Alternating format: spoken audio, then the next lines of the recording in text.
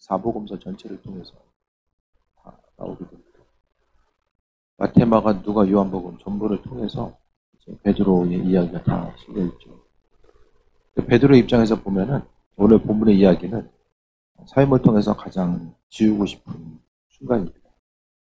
예수님의 그 수제자, 예수님이 가장 사랑했던 제자 중에 한 명인 베드로였는데 예수님을 3번 모른다라고 부인했던 이 사건은 이 초대교회 공동체 가운데서 다 알려지게 되었고 이 사실 자체가 베드로 자신에게 봤을 때는 정말로 어려움과 고통스러운 순간, 삶에 있어서 가장 어려움의 순간 자체가 오늘 본문에 있어서 나오는 순간입니다.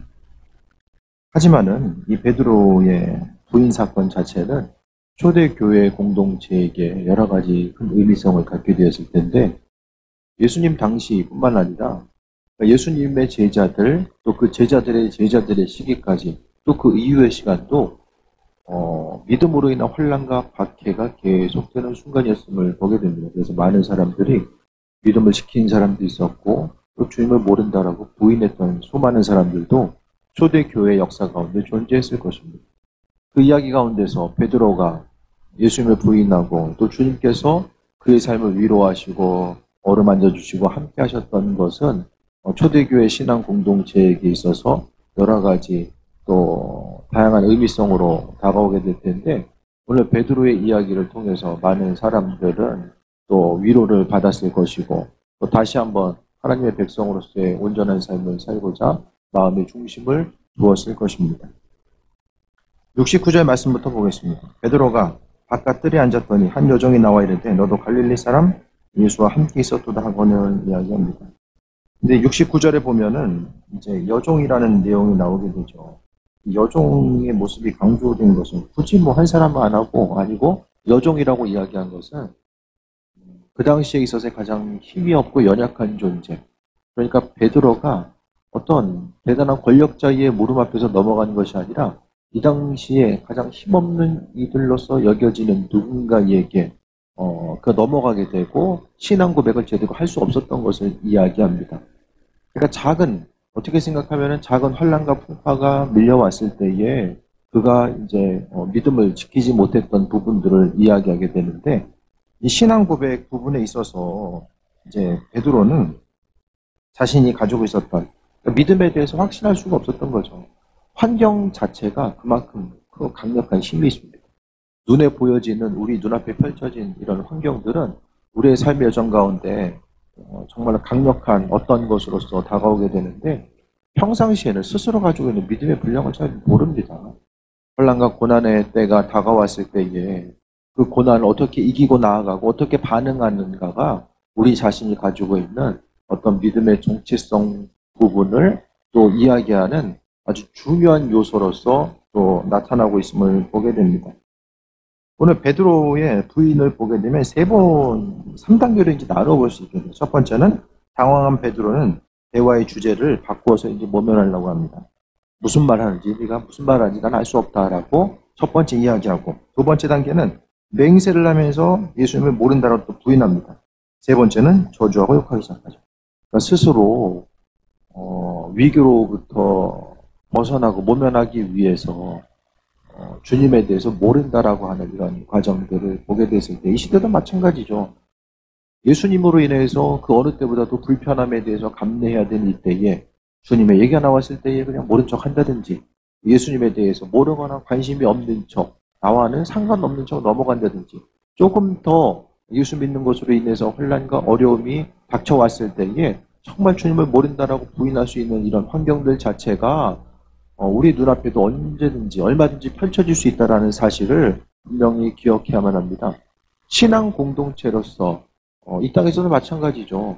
믿음을 갖고 있다는 것 자체가 더욱더 그 어느 때보다도 불편함을 감내해야 되는 요소로 다가오는 이때에 믿음을 지킬 것인가, 삶에 있어서의 어떤 환경적인 조금 더 어려움을 피해갈 수 있을 것인가, 이런 부분들에 대해서 우리가 선택의 어떤 단계, 선택의 어떤 그 조건으로, 요소로 눈앞에 펼쳐질 때가 한국교회는 거의 없었죠. 이 시대 가운데서 혼란과 어려움의 시기, 어떻게 생각하면은 베드로도 예수님 따라다닐 때는 그냥 그 그늘 아래서 편안함 가운데 다녔을 거예요. 모든 화살은 예수님이 다 맞았죠. 바리새인들의 공격 가운데서도 다 예수님이 감당했지만 예수님이 이제 잡히시고 난 이후에는 그 모든 것들이 제자들의 몫으로 다가오게 됩니다. 그러니까 우리가 스스로 가진 신앙은 다시 한번 말씀드립니다. 환난과 어려움의 시기를 경험했을 때에 내가 가지고 있는 믿음의 분량이 어떤 것인지를 분명히 깨달아 알고 나아갈 수 있게 되는 환난과 어려움은 어떻게 생각하면 우리의 믿음을 돌아보고 믿음의 분량을 달아볼 수 있는 아주 중요한 순간이 된다는 것을 볼 수 있게 됩니다. 70절 보면 베드로가 모든 사람 앞에서 부인하여 이르되 나는 내가 무슨 말을 하는지 알지 못하겠노라 하며라고 이야기합니다. 70절에 부인하다라는 것은 헬라어 원어를 통해 보게 되면 신앙을 포기한다라는 말이에요. 나 잘 모르겠는데 이런 부인의 모습이 아니라 여기서 말하는 베드로가 부인했다라는 것은 나는 신앙을 그러니까 이제 하나님의 말씀을 선택할 것인가 아니면 믿음을 버릴 것인가 이런 것에 대해서 이야기했을 때에 그러니까 종교적으로 가지고 있는 신앙을 버린다라는 그런 원어적인 헬라어가 바로는 베드로가 사용한 예수님을 부인했다라고 하는 의미와 똑같은 거예요. 그런데 이 말씀이 부인했다라는 의미 자체가 35절에 동일하게 쓰여집니다. 같이 읽어볼까요? 마태복음 26장 35절. 베드로가 이르되 내가 주와 함께 죽을지언정 주를 부인하지 아니하겠나이다 하고 모든 제자도 그와 같이 말하니라. 여기서 말하는 부인, 나는 죽어도 내가 믿음, 내가 가지고 있는 신앙을 버리지 않겠다라고 여기서 이야기하고 있는 거예요. 베드로뿐만 아니라 주변에 있던 제자들도 다 이야기하죠. 그런데 주변에 있던 제자들은 다 예수님 버리고 도망가고 한 사람 베드로만 따라갔던 거예요. 그러니까 우리가 베드로가 자신의 지금 하루가 안 지났어요. 내가 예수님 버리지 않겠습니다라고 부인하지 않겠습니다. 내가 믿음 버리지 않겠습니다라고 이야기한 게 하루가 안 지났어요. 그토록 예수님 옆에서 말씀 듣고 기적과 능력을 처음 했던 베드로도 눈에 보이는 어려움, 믿음을 선택할 것인가 말 것인가. 이게 지금 생사의 기로에 있는 거거든요. 내가 예수님 안다고 이야기하면 죽을 수 있는 상황인 거예요. 같이 예수님과 같이 한 번에 이제 몰려가지고 죽을 수밖에 없는 이런 환경.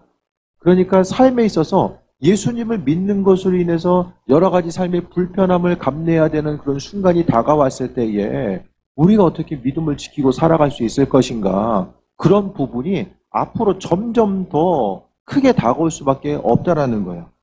그러니까 우리가 말씀 가운데 믿음을 지키고 살아감에 있어서 항상 우리가 가지고 있는 믿음 생활함에 있어서 신앙의 연수가 얼마나 오래되고 덜 되고 그것을 떠나서 우리는 아무도 우리가 가지고 있는 그 믿음 가운데 확신할 수가 없다라는 거예요.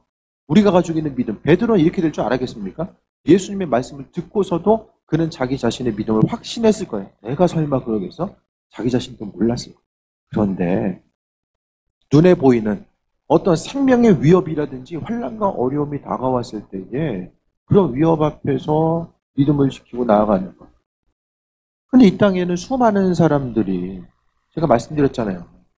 예수님 믿는 것으로 인하여서 죽음당한 이들이 정말로 이 시대에도 많은 숫자가 존재하는 이 순간을 우리가 생각했을 때에 주님을 부인하지 아니하고 살아갈 수 있다는 것 자체가 아무래도 확신할 수 없고 스스로 날마다 하나님 앞에 말씀 앞에 긴장하지 않으면은 우리가 승리하는 삶을 살아갈 수 없다는 것에 대해서 볼 수 있게 됩니다. 그래서 부인하다, 헬라어의 원어적 의미가 신앙을 포기하다라는 의미를 가진다라고 생각했을 때에 오늘 본문 가운데 베드로가 만나게 된 이런 역사, 그의 삶의 모습이 오늘 본문의 내용이 통해 봤을 때 얼마나 숨기고 싶고 인생 가운데 정말 어두움의 흑역사라고 하잖아요. 그의 아픔의 순간이었지만은 그는 자신의 아픈 기억을 고백하게 되고 그것을 통해서 수많은 신앙 공동체 구성원들에게 위로와 용기를 주는 내용들이 발견됩니다. 71절에 앞문까지 나아가니 또 다른 여종이 그를 보고 거기 서 있는 사람들에게 말하되 이 사람은 나사렛 예수와 함께 있었다며. 이번에는 다른 여종이 와가지고 물어봅니다. 이 세 번의 사건, 세 번 이제 물어보는 것 자체가 예수님이 네가 나 다굴기 전에 3번 나 부인할 거야 라고 예수님이 베드로에게 말씀하신 그 의미성 왜 얘기하셨을까? 예수님이 베드로에게 나 모든 거 다 알고 있어. 그것을 이야기하고 싶어서 베드로에게 말씀하셨을까? 그건 아니에요. 제가 보기에는 준비하라는 거죠. 이런 어려움의 순간이 올 텐데 마음속으로 준비하고 있어야 돼. 그것을 위해서 하지 않았을까라는 생각을 첫 번째로 하게 되고 두 번째는 이것은 베드로를 향한 하나님의 시험의 모습도 볼 수 있게 됩니다. 예수님 이후에 교회 공동체는 베드로가 책임을 져야 돼요. 예루살렘 교회의 갈라디아서를 통해 보게 되면 사도 바울은 예루살렘 교회에 3대 기둥이 있다고 이야기했어요. 베드로, 야고보, 요한. 야고보는 예수의 형제, 야고보, 동생이죠. 그리고 요한과 베드로. 이 셋이 이제 예루살렘 교회를 특히 이제 베드로가 책임지고 나아가야 되는데 그와 같은 일을 감당할 수 있을까에 대해서 하나님께서 한 번 더 스스로의 믿음의 분량을 돌아보게끔 하기 위해서 이와 같이 시험하시지 않았을까라는 생각도 해보게 됩니다. 이 모습 가운데서 이제 두 번째, 다른 여정이 와서 좀 물어봅니다. 정말 연약한 누군가가 와서 물어봤을 때에, 그러니까 묻는 게 아니라 거의 신문하는 거죠. 나사렛 예수와 함께 있었도다. 예수님과 3년 동안 다니다 보니까 수많은 사람들에게 아마 베드로의 얼굴이 노출되었을 수도 있어요. 그렇게 하다 보니까 계속해서 이제 물어봄이 왔을 것이고 72절에 보면 베드로가 맹세하고 또 부인하여 이르되 나는 그 사람을 알지 못합니다. 강도가 세졌어요. 맹세한다라는 것은 나는 지금 법정에서 내가 지금 한 이야기를 법정 가서도 할 수 있어. 이것은 거짓말이 아니야. 그 부분을 이야기하는 것이 맹세한다라는 표현입니다. 그래서 강도가 좀 더 세졌어요. 나는 맹세한다 라고 이야기하거든요. 그리고 또 부인하는 것. 70절에서 이야기했던 주님을 부인했던 거. 나는 부인한다는 것이 믿음을 버린다라고 말씀드렸죠. 나는 그 사람을 알지 못하노라 라고 이야기합니다. 그런데 72절에 보면 예수님의 이름을 이야기하지 않아요. 그 사람이라고 해요. 그 사람. 예수님의 이름조차 사용하지 않는 조심성을 보이죠. 예수님에 대해서 왠지 이름 알고 있으면 다 아는 것처럼 느껴지잖아요. 그러니까 다른 사람이 물어봤을 때에 예수님이 누구인지를 모른다라는 것에 대해서 표현하기 위해서 그는 스스로 이 환난과 어려움의 때를 모면하기 위해서 난 예수님을 모른다라고 이야기하지 않고 뭐라고 이야기합니까? 난 그 사람 몰라. 법정에서 사용하는 언어, 맹세라는 것과 또 부인한다라는 것, 믿음을 버리는 것과 또 한 가지 그 사람, 이 한 절을 통해서 정말로 그가 믿음을 지켜 나감에 있어서 하지 말아야 될 이 3종 세트의 언어를 이제 다 내뱉게 되는 거예요. 이 순간이 이제 어떻게 생각하면은 환난과 어려움의 때 스스로 가장 중요한 거는 믿음을 지켜나가는 거예요. 여러분, 뭘 지켜야 됩니까, 여러분? 삶을 살아가면서 이건 꼭 지켜야 돼. 내 삶을 통해서 가장 지켜야 되는 거. 그게 뭐가 있습니까? 신앙인에게 있어서 뭐 여러 가지 지켜야 될 것들이 있겠지만은 신앙인에게 있어서 가장 중요한 것은 신앙 정체성입니다. 왜? 나머지 것들은 다 사라지거든요. 건강도 사라지고 가족도 다 떠나가고 가지고 있는 것들도 다 사라지게 됩니다. 마지막 남는 것 자체, 신앙인들에게서 남는 것은 주님과의 관계성, 신앙 정체성밖에 없어요. 중요한 것은 우리가 잊지 말아야 될 것을, 잊어버리지 말아야 될 것을 하나님 앞에 믿는 자로서 보여지는 것, 언젠가는 썩 없어질 것들, 자연스럽게 시간이 가면 썩 없어질 것들, 사라질 것들이 아니라 우리가 정말로 마지막까지 지켜야 되고 정체성을 가지고 살아가야 돼. 신앙 정체성 자체가 우리가 마지막까지 끝까지 빼앗기지 말고 잊지 말아야 될 것들이 바로 신앙 정체성이고 신앙 고백이라는 사실을 본문 가운데서도 바라볼 수 있게 됩니다. 베드로가 맹세하고 부인하여 이르되 나는 그 사람을 알지 못한다 라고 이야기합니다. 여러분, 베드로 보면 어떤 생각이 드세요? 어떻게 인간이 그럴 수가 있지? 3년 동안 주님이 함께 있으면서 어떻게 스스로 가지고 있는 믿음을, 그 심지어는 주님이 부인할 것에 대해서 미리 경고까지 하셨음에도 불구하고 어떻게 그럴 수 있지? 그런 생각을 할 수 있겠지만은, 하지만 본문의 상황 가운데 우리가 놓여 있다라고 했을 때에 베드로를 탓할 수 있는가? 예수님의 제자들 가운데서 예수님의 십자가 지심 앞에서 잡힐 때 따라간 거는 베드로밖에 없어요. 다른 제자들은 다 도망가고 나중에 이제 요한이 얼굴을 보이지만은 없잖아요. 베드로만 따라가요. 왜 따라갔을까요? 왜? 베드로는 나름대로 좀 이렇게 믿음도 있었지만 인간적인 의리가 있었던 사람이에요. 베드로는. 주님을 부인하는 안타까운 모습도 보이지만 그러면서도 끝까지 있잖아요. 그러니까 인간적으로는 좀 이해할 수 없는 부분들. 그러니까 베드로가 예수님 앞에 있었던 것을 보면 왜 예수님께서 베드로를 특별히 더 귀하게 여겼는가. 그런 부분들도 좀 볼 수 있게 됩니다. 그 어떤 누구보다도 예수님을 생각하는 마음 자체는 베드로는 뒤지지 않았던 것 같아요. 그 본심은 그랬지만 환경적인 어려움이 다가왔을 때에 그가 이제 입술로 하는 고백 자체는 어떻게 생각하면 이게 베드로가 하는 거 맞나?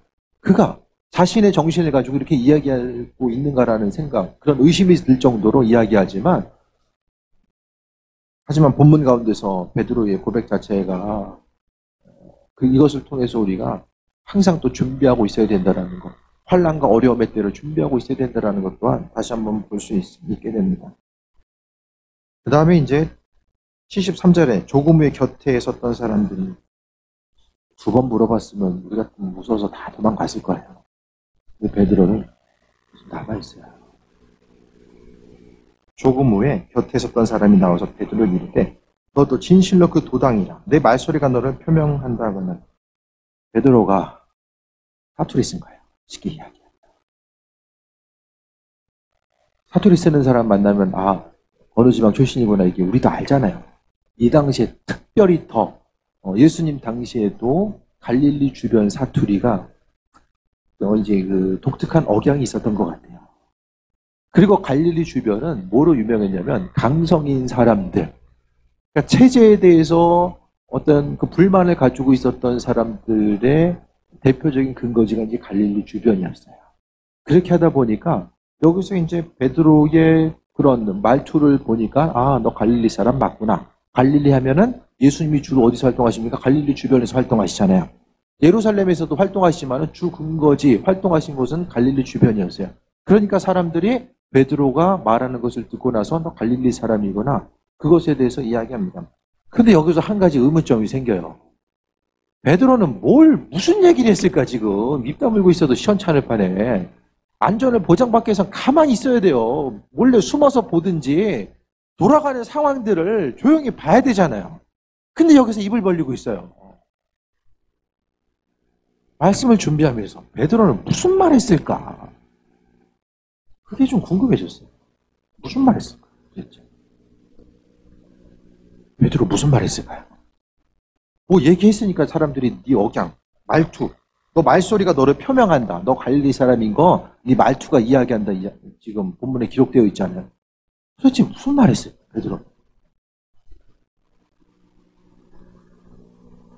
말소리 나오면 그냥 말했나 보다 생각하지 마시고 제가 성경 읽으면서 좀 생각하면서 읽어야 된다 지금 계속 말씀드리잖아요.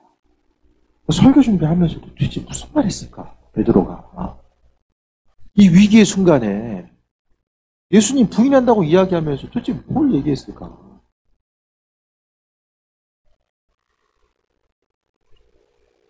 제가 내린 결론은 예수님 앞으로 어떻게 될까? 그것을 제일 궁금해하지 않았을까요?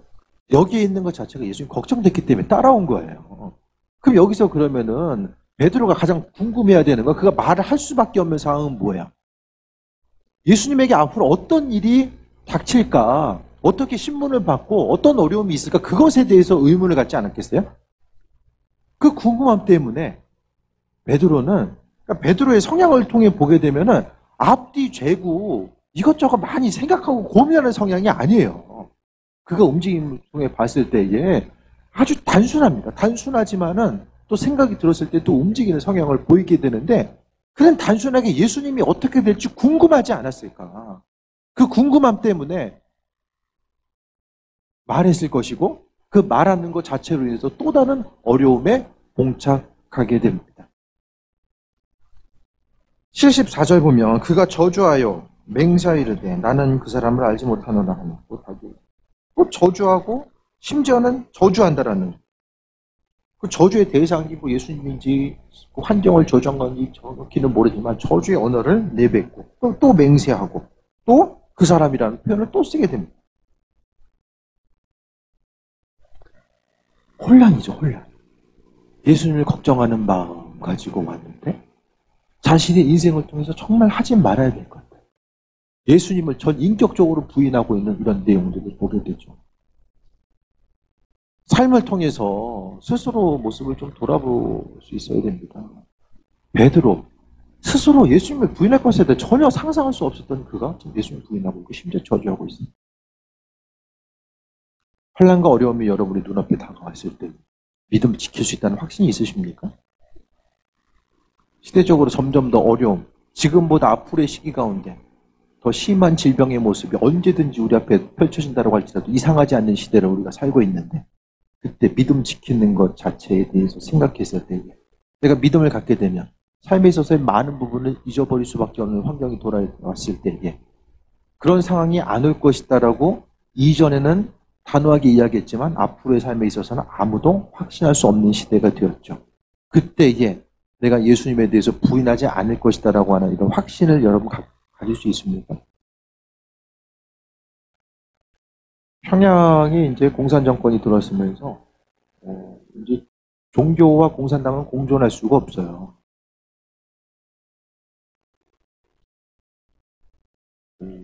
공산당의 기본 이념이 기독교로 온 거 아십니까?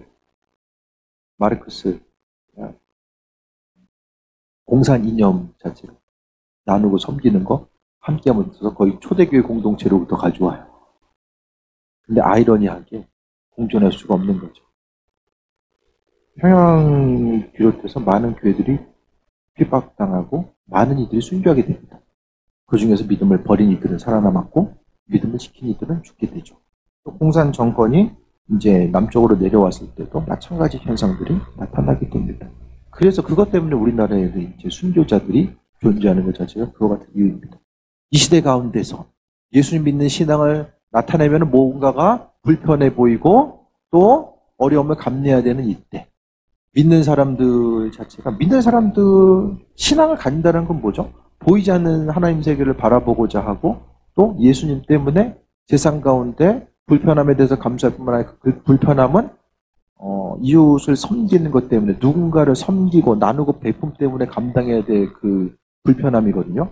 근데 어떻게 생각하면은 세상 가운데 가장 존귀하고 고귀한 가치임에도 불구하고 믿지 않는 사람들이 우리를 믿는 사람들 생각했을 때에 뭔가 의지가 부족한 사람들, 그렇게 인식되는 사람들, 그 가운데서 여러 가지 이제 뭐 다양한 것들이 있겠지만은 중요한 것은 본질 자체가 많은 이들이 기독교 본질 자체를 왜곡하고 제가 어저께 이제 그 밴드에도 영상 하나 올렸지만은 한국 교회가 지금 행하고 있는 일들은 다 가려졌죠. 지역사회 공동체를 통해서 행하고 있는 일들은 다 가려졌어요. 뉴스나 신문은 절대 집중하지 않아요. 교회가 어려움을 주었다라고 그것만 강조하지 행한 것들은 이야기하지 않습니다.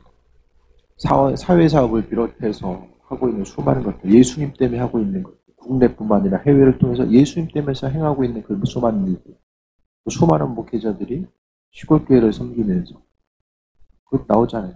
목회자가 되려면 대학원은 졸업을 해야 되잖아요. 그리고 이제 지방 조그만 교회들은 거의 이제 대부분 20명에서 30명 정도 모이는 이제 교회 가운데서 이제 목사님들이 이제 평생을 시골교회를 섬기면서 그 동문 밴드에 보면은 한 분이 이제 계속 이제 올려요. 지방 이제 소도시 이제 시골 지역에서 목회하시는데 보면은 동네 청소하고 소독하고 방역하고 또 동네 노인분들이 이제 먼데 간다 그러면 차로 운행해 드리고 또 병원 모시고 갈 분이 있으면 또 병원 모셔다 드리고 모시고 오고 함께 이제 더불어 사는 거예요. 더불어 살면서 도움을 드리고 그게 이제 목회인 거예요. 그 지역에 있어서 여러 가지 것들에 대해서 수고하고 헌신함에도 불구하고 아무도 모르잖아요. 한국 교회에서 목회자들이 어떤 일을 어떻게 하고 있고 교회가 어떤 일을 감당하는지에 대해서 별로 관심이 없어요. 자, 교회가 어떤 미패 끼침의 그런지로 다 해서 하나가 있으면은 부정적인 것들. 한국 약간 좀 다른 얘기인데요. 조선일보에서 하루에 기사가 몇 개 나오는지 아십니까? 조선일보 예를 들면 기사가 400개 나오는데요. 기자 한 명이 평균적으로 좀 써야 되는 기사가 4개 이상. 어떤 사실에 대해서 객관적으로 조사하고 파헤쳐가지고 기사를 쓸 시간이 없는 거예요. 소스가 있으면 그거를 확인하고 짜집기 하거나 덧붙이거나 모든 신문사들이 구체적으로 이것이 사실인지 아닌지를 구체적으로 확인할 시간이 없는 거예요. 그러니까 미디어가 점점 더 왜곡이 되고 본질이 무엇인지를 알지 못하게. 그 대표적인 예 중에서 이제 그런 예들이 있었잖아요. 애플카를 누가 만든다. 현대에서 만든다. 기아에서 만든다. 한 달 동안 빙빙 돌리다가 결국 아무것도 아니다. 소스가 한국에서 나왔다가 미국에서 가져갔다가 다시 한국으로 오고 왔다 갔다 하다가 결국에는 애플에서 비밀 공개하는 바람에 삐져가지고 아무것도 아닌 게 됐다. 이런 말도 안 되는 사건들이 그냥 사실인 것처럼 받아들인다. 본질을 깨달아 알고 살아가기 힘든 이 시대를 우리가 살아간다. 어쨌든 좀 다른 곳으로 갔는데요. 다시 돌아와서 믿음을 지키고 살아가는 것 자체가 힘들고 어려운 그런 환경 가운데 있을 때에 우리의 믿음을 어떻게 지키고 살아갈 수 있을까? 그 부분에 대해서 분명히 인식하면서 나아가야 됩니다. 그게 아니면은 스스로 아무리 신앙생활 한다고 할지라도 예수님을 저주하고 맹세하는 것, 그와 같은 삶이 안타까운 모습이 우리 자신이 될 수 있다는 것을 분명히 알아야 됩니다. 75절 말씀 보면 이에 베드로가 예수의 말씀에 다굴기 전에 내가 3번 나를 부인하라 하심이 생각나서 밖에 나가서 심히 통곡합니다. 밖에 나가서 통곡했다라고 이야기합니다. 이 부분을 사복음서 전체를 통해 다 기록하고 있어요. 베드로가 눈물을 흘렸다는 거. 근데 어떻게 된 거예요 지금? 말씀이 생각나서. 위기와 어려움의 때는 하나님 말씀이 10년간도 없으면 이겨나갈 수가 없어요. 내가 이렇게 신앙생활 오래 했으니까 그게 될 수가 없다라는 거예요. 믿는 자로서 우리의 삶의 모습은 하나님 말씀이 우리 10년 가운데 없으면 위기의 순간이 다가왔을 때 무엇을 해야 되고 하지 말아야 되는지 모릅니다. 스스로 지켜나갈 수 있는 것은 하나님 말씀이 10년 가운데 있을 때만이 지켜나갈 수가 있어요. 그 말씀이 없으면은 어려움이 있을 때에 오늘 베드로도 자신의 생각, 자신의 삶의 모습, 예수님을 3번 부인했다는 것 자체가 주님의 말씀이 생각났기 때문에 그가 비로소 깨달아 알게 된 거죠. 자신이 예수님을 부인했다는 것 자체에 대해서 오늘 본문의 말씀처럼 말씀이 기억났기 때문에. 그러니까 하나님 말씀이 아니면 우리가 믿음 지켜나갈 수 없다는 것을 분명히 알아야 됩니다. 누가복음 22장 61절 말씀에 보면 상관구절이죠. 거기 보면 예수님과 저도 몇 번 말씀드렸는데요. 베드로와 예수님이 시선이 마주치는 그때에 베드로가 또한 생각이 난 거죠. 주님의 말씀 자체가. 그러니까 예수님이 베드로가 하는 이 말을 들었는지 아니 멀리서 보기만 했는지는 몰라요. 그런데 오늘 본문 가운데서는 베드로의 역사뿐만 아니라 제자들의 이런 삶의 여정 가운데 가장 안타까운 순간, 베드로에게 가장 비참했던 순간이 오늘 본문의 모습이 아닐까. 주님 근처에서 예수님을 3번이나 모른다라고 부인했던 이 안타까운 상황들, 말씀이 생각나서 심히 통곡했다라고 하는 것, 주님 말씀이 생각나므로 인해서 그가 이제 회개의 눈물이죠. 이 이야기가 왜 사복음서 전체에 왜 기록되었을까?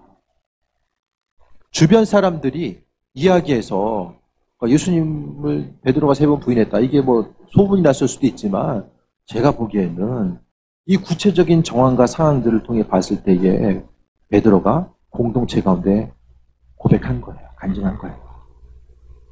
예수님께서 이런 말씀하셨는데 내가 주님 3번 부인했고, 요한복음의 말씀을 통해서 주님께서 다시 만나주셔서 내 사명을 갱신시켜 주셨다는 것, 어떻게 생각하면 부끄러운 과거고, 이것만 없으면 베드로의 삶에 있어서 더욱더 어떻게 생각하면 정말 가장 힘든 부분이고, 증인이 되어야 될 사람이 오히려 믿음을 버리고 부인한 위치에 있었던 것 자체가 인생 가운데 가장 큰 오점이었죠. 근데 이 내용 자체가 여기 왜 다 담겨져 있을까? 서두에 말씀드렸던 것처럼 신앙 공동체가 힘들었던 거예요. 믿음을 지키고 나아가는 것이 그만큼 힘들었었고, 또 믿음을 버린 것으로 인하여서 죄책감이 시달리는 사람들이 너무나 많이 존재했던 거죠. 역사적인 정황을 통해 살펴봤을 때 이제 황제 숭배 사상이 만연했던 그때에 황제 이외, 황제 숭배 사상이라는 것은 그러니까 이제 로마에 있어서의 황제는 신의 현현이에요. 신이 내려온 것 자체가 이제 황제인 거예요. 그들 생각 가운데서는. 그렇게 하다 보니까 더욱더 이스라엘 민족들에게 있어서, 유대인들에게 있어서 점에서 황제에게 절할 수는 없었던 거죠. 그러니까 신앙을 지킬 것인가, 신앙의 본질 자체, 그 믿음을 지키고 나아가는 것 자체가 쉽지 않은 거죠. 하지만 오늘 본문 가운데 하나님께서는 베드로에게 다시 한번 사명을 맡겨주시고 갱신시켜 주신 거예요. 예수님 믿은 것 때문에 살 수도 있고 죽을 수 있는 그런 상황이 놓였을 때 어떻게 됩니까? 부인하고서 회개하면 되죠. 다들 그 생각할 거예요. 그러면 예수님 때문에 이 시간에도 죽어가는 수많은 사람들 그거 몰라서 죽습니까?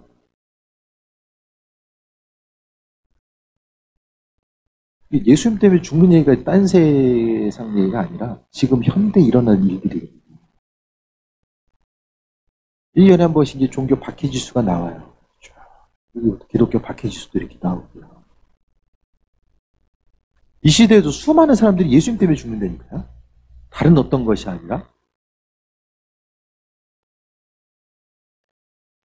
우리가 순교자의 대표적인 예를 많은 부분 이제 폴리캅을 이야기해요. 사도 요한의 제자였던 폴리캅. 그가 이제 예수님 때문에 자신의 신앙 고백 때문에 이제 화형당하게 돼요. 근데 사람이 워낙 이제 인품이 훌륭하니까 이제 당국자들도 살려주려고 한 번 더 이야기합니다. 믿음 버리면 살려줄게. 근데 그렇게 하지 않고 이제 순교해요. 화형당해요. 화형당하는데. 그게 이제 마지막 남긴 이야기가 주님이 나를 배신한 적이 한 번도 없는데 내가 어떻게 주님 배신하겠냐. 그 얘기하고서 이제 사라져요. 폴리캅의 이야기를 통해서 볼 수 있고 수많은 순교자. 그래서 교회 역사 가운데서는 예수님 때문에 죽어간 수많은 사람들이 있었는데 그들이 가지고 있는 최고의 가치가 그리스도 예수였기 때문에 주님을 바라본 것이고 교회 공동체 가운데서도 특히 단순하게 그 순교에 대한 이런 수많은 이야기들이 이제 순교자 열전이라고 하는 책도 있고 거기 보면은 로마의 군인들 가운데서 이제 믿는 사람들이 많은 거예요. 그러니까 이제 한쪽에다가 이제 예수님 그 초상화 그려놓고 이거 밟고 지나가면은 이제 살려준다. 밟고 안 그러니까 이제 신앙 예수님 그리스도를 믿는 사람이 아니냐는 이거 밟고 지나가면 아닌 거고 안 밟고 지나가면은 이제 신앙인 거예요. 밟지 않고 가다가 이제 밟지 않았다가 죽음을 당하게 된 이런 수많은 이야기들이 교회 역사 가운데 존재하게 됩니다. 생명 귀한 것 그대로 다 알고 삶을 어떻게 살아가는 거 안전에 대한 그런 소망함 자체 모든 것을 다 알고 있었지만 그들 가치 자체를 주님께 둔 거예요. 사라지지 않는 영원한 가치에 둔 거죠. 점점 더 시간이 지나가면 지나갈수록 세상 가치가 흔들리고 언젠가 다 사라지는구나 그게 보여요. 학교 가끔 보면 이제 대학교 선배들 사진도 보면 가끔 인터넷 통해서 보게 되면 벌써 이렇게 다들 이제 중년을 넘어가고 있는 이런 것들이 보이니까 옛날 모습만 기억하다 시간이 빨리 지나가는구나. 말씀 정리합니다. 오늘 말씀을 통해서 핵심은 준비하고 있으라는 거예요. 우리의 믿음을 확신할 수 없고 언제 어떤 상황이 어떻게 펼쳐질지 모릅니다. 예수님을 부인하지 않고 살아가는 것, 우리 각자 삶에 있어서 환난과 어려움의 때에 주님을 부인하지 않고 믿음을 지키고 살아가는 것이 점점 더 우리뿐만 아니라 우리 다음 세대들도 힘들고 어려울 수밖에 없을 거예요. 하지만 우리가 하나님 말씀을 기억하는 것이 아니면 우리 믿음 지킬 수가 없어요. 하나님 말씀이 우리 심령 가운데 있고 그 말씀을 지키고 나아가는 것이 없으면 우리는 할 수 없다라는 거예요. 베드로가 스스로 그날 하루 사이에 예수님 3번 부인할 것에 대해서 상상도 할 수 없었을 거예요. 분명히 베드로는 내가 예수님 위해서 죽겠다라고 분명히 생각했을 거예요. 그런데 제자들 다 도망가고 베드로 역시도 예수님을 부인했던 이런 상황. 초대교회 공동체 가운데서 아마 다른 제자들도 예수님 부인할 수 없었을 거예요. 베드로도 예수님 부인했다며 그 얘기 할 수 있는 사람은 없었어요. 왜? 그 자리조차도 없었고 다 피했었기 때문에. 하지만 베드로 안타깝지만 왜 그가 크게 예수님을 부인하면서도 그 자리에 남을 수밖에 없었는가라는 생각을 해보게 됩니다.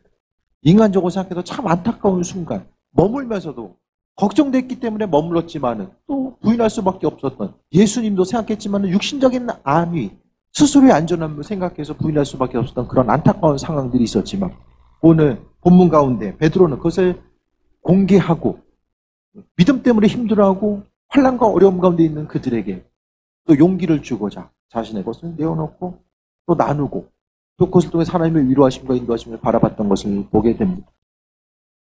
마지막 순간까지 우리가 믿음의 정체성, 주님을 모른다라고 부인하거나 내가 그리스도인이 아닌 것처럼, 나와는 상관없는 일인 것처럼, 그것이 아니라 교회 공동체는 다 한 몸입니다. 잘했든 잘못했든 교회 공동체는 주님의 한 몸이죠. 한 몸으로서 우리가 믿음으로써 인도하심 받아 나아가고 깨어서 나아가는 것, 항상 이 마지막 때를 이야기하잖아요. 이때에 하나님의 백성으로서의 온전한 삶을 살아감에 있어서 준비되어 있지 않으면은 우리가 언제든지 믿음 버릴 수밖에 없다라는 것, 우리가 그만큼 연약한 존재일 수밖에 없다는 것에 대해서 다시 한번 돌아보시고, 내가 가지고 있는 신앙 정체성이 세상 가운데 증거되고 그것을 통해서 하나님의 사랑 나타내는 귀한 삶 되시기를 축원드립니다. 기도하겠습니다.